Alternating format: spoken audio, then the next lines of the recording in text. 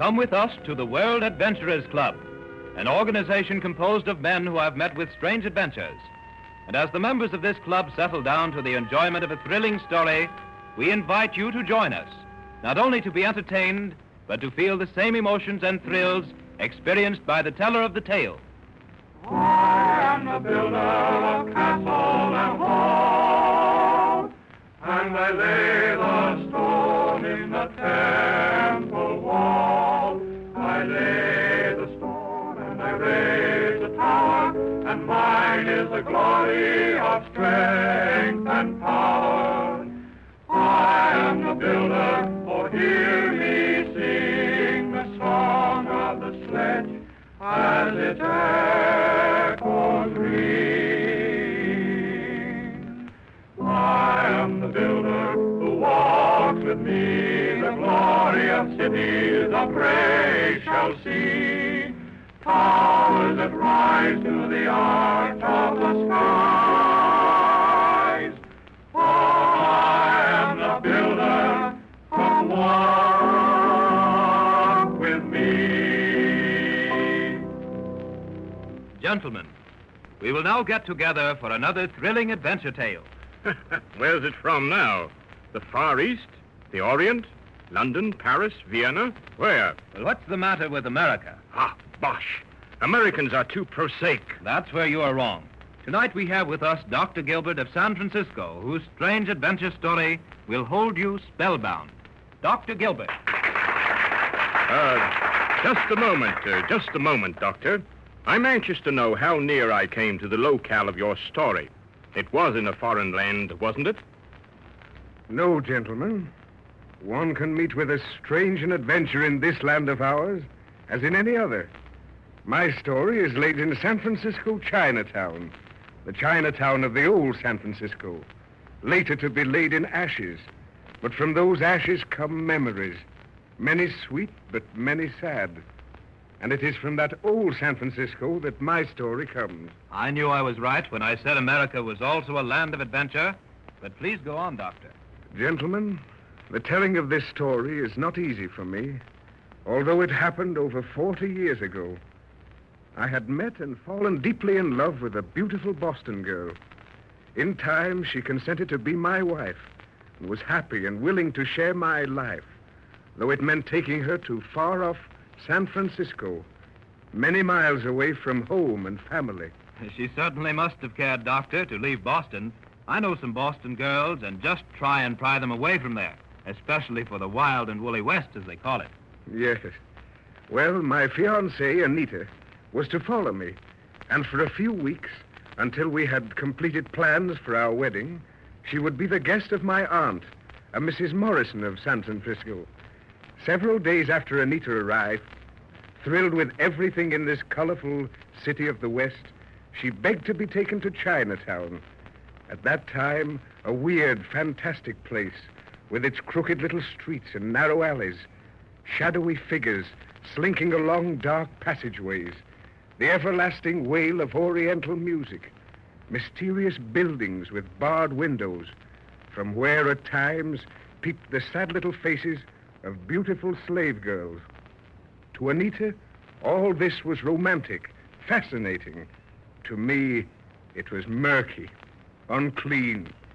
I shuddered even when we entered it, through the then old DuPont Street, now known as Grant Avenue. I remember it well, Doctor. Well, Anita and I, accompanied by my aunt, went into one of the few tea houses there at that period. As we entered the smoke-filled room, we were eyed furtively by several overfed, sleek-looking Chinese. Others could be seen smoking opium in a back room. We ascended to the upper story where tea was served. Anita was becoming more fascinated with it all each moment.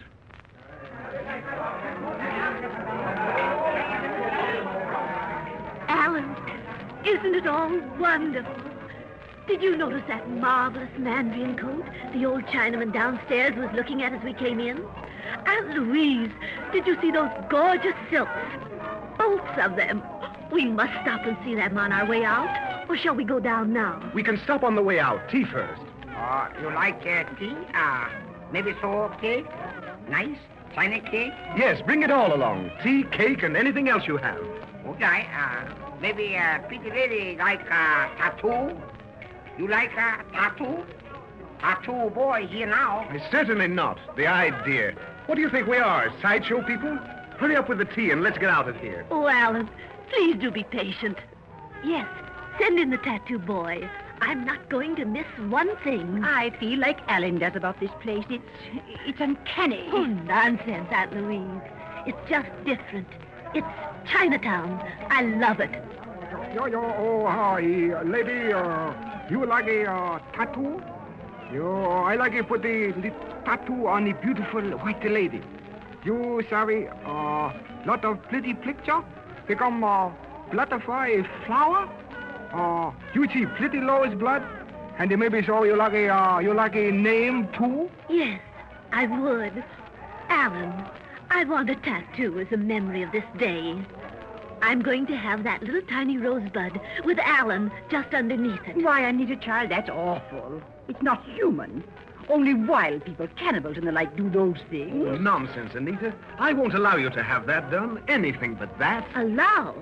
Now, Alan, the promise to love, honor, and obey hasn't been made yet. Oh, let me disobey just for this last time. I'm going to have it done here, on my wrist, under this wide, old-fashioned bracelet that Aunt Louise gave me. Well, had I known it would be used as a cloak to hide such a sinful thing as a tattoo, I doubt if I'd given it to you. Anita, please don't. I think it's unheard of. A sensible American girl going through life with a tattoo mark. Now, please, Anita, listen to us and don't do it. This one time, you must pamper me.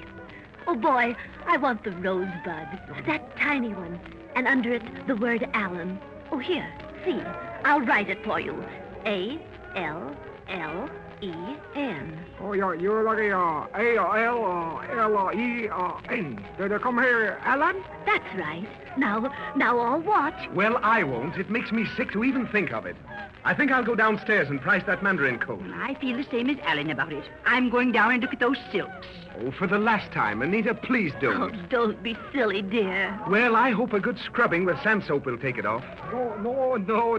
Soap, he no taking him off. Always on. Nothing taking off. Alan! Please come here just for one moment. I can't understand one word this man says, and I do want the coat. All right, I'll be down.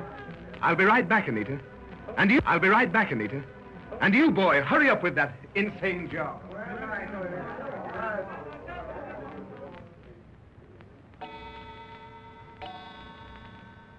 Gentlemen, that was the last time I ever saw Anita. We heard what sounded like a muffled scream. Aunt Louise and I rushed back upstairs, but not a living soul was in sight. We notified the police. Every available man was put on the job. Underground Chinatown was combed as well as white men in those days could comb it. But the woman I loved had gone forever. You never saw her again, Doctor? Even now, after all these years, I find the sequel to my story the most painful to relate. One day, 20 years later, a telephone call came to me. Hello. Yes? Dr. Gilbert is here. Who is calling, please? Oh, yes, Chief. Just a moment. Doctor, Chief of Police White on the line. He wishes to speak to you. Yes, Chief. This is Dr. Gilbert. Yes? Yes, I remember you very well. Yes. What? You don't think... My God. It can't be. I'll come at once. Goodbye. Nurse, I have a call to go to Chinatown. There's been a raid. They want me to see somebody they think I might know. I'm going to ask you to go with me. Yes, Doctor. In your car, or are we taking the ambulance? We may need the ambulance, but let's get started at once before it is too late. Hello. This is Dr. Gilbert's office. The ambulance at once for the doctor, and please hurry.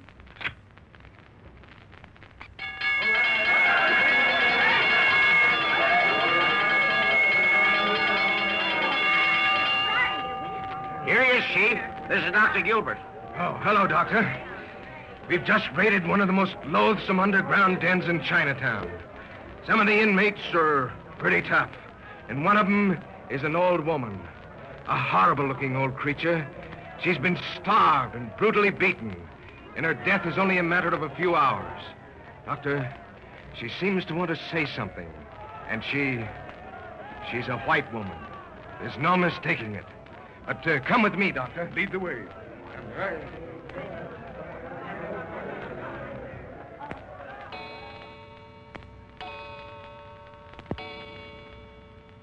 I went with him. Down, down, darker and more loathsome with each step. The stench of the place almost unbearable. At last we came down into a filthy cellar. It was all unspeakable. By the light of a couple of candles, I saw on a dirty cot a most wretched-looking old hag. Shriveled skin, a few wisps of straggly white hair, teeth gone, scars of the lash over her poor old neck and shoulders. As I approached the cot, she looked up into my face, into my eyes. She held out a withered old hand. I took it and glanced down. And there on the wrist was the tattooed rose. And under it, the word Alan.